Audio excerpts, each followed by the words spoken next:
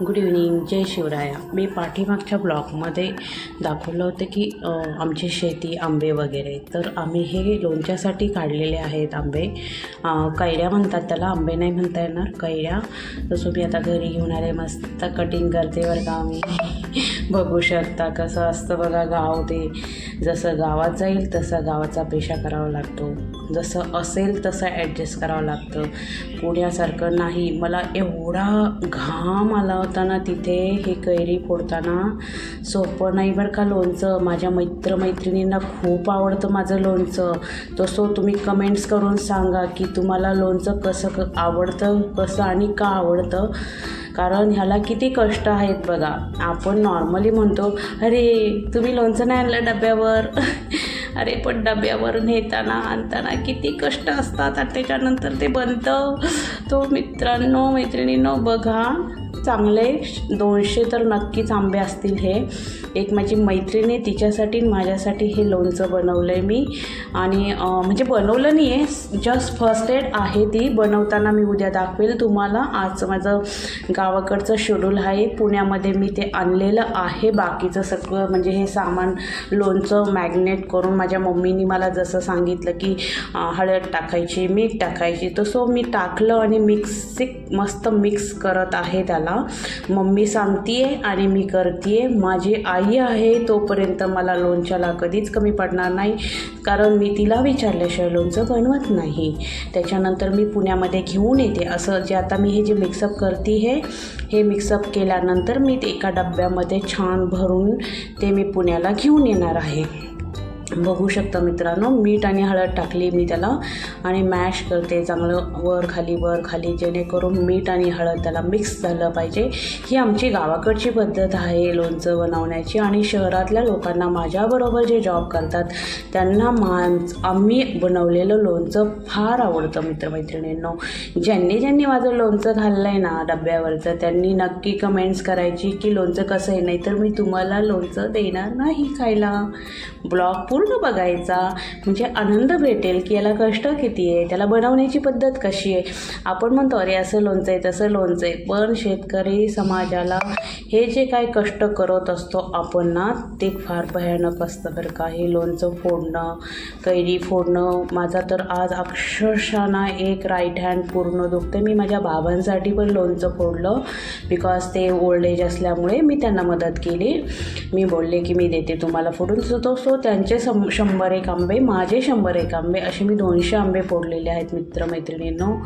लोणचं बनवणं आणि खाणं याचा आनंद स्वतः कष्ट केल्याशिवाय भेटत नाही. आता मी हे डबा पुण्यामधनं घेऊन गेलेले आहे. तसं मी भरणार आता छानपैकी त्याच्यामध्ये. मम्मीला वास घ्यायला लावला डब्याचा, बघा बरं म्हटलं काय आहे की काय. तो त्यांचा पॉझिटिव्ह रिपोर्ट आला की कुछ नाही, तो भर लिया उसने अभी.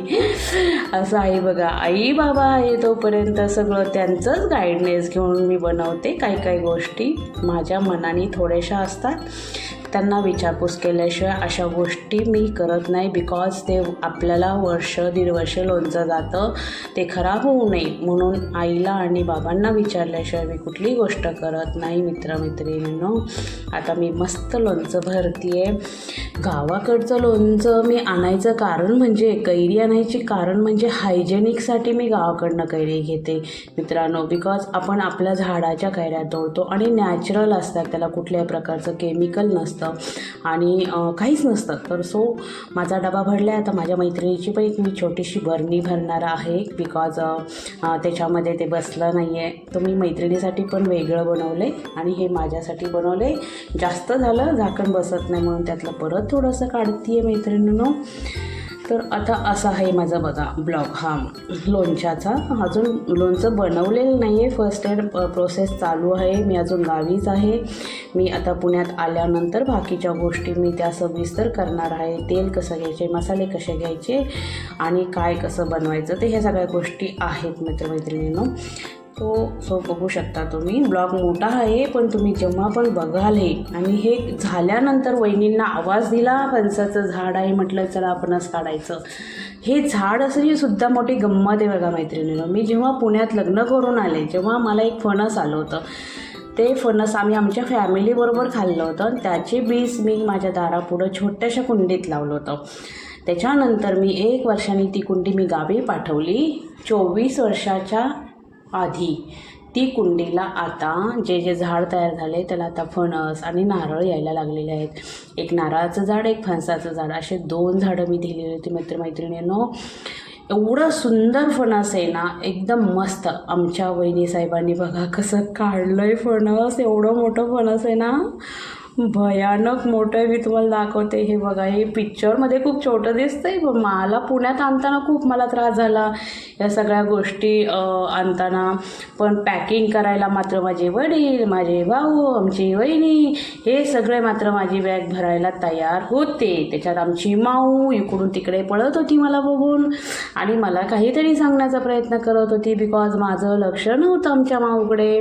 माझी बॅग भरायची तयारी चालली होती, तर ती जोरजोरात कार्यक्रम चालला होता माझ्याशी गप्पा मारण्याच्या. सो मी तिच्याबरोबर पण वेळ दिला, तिच्याशी बोलले, बिकॉज जे प्राणी असतात ना ते आपल्याला लक्षात ठेवतात. नेक्स्ट टाईम मी गावी जाते ना तर ते पहिले माझ्याकडे येणार, असं असतं. आता बघा माझ्या वडिलांच्या, आता ही कांद्याची तडगी, ही धान्याची तडगी, बघा सगळं काही असं गावाला भेटतं. मित्रांनो, तुम्हाला कसा वाटला ब्लॉग?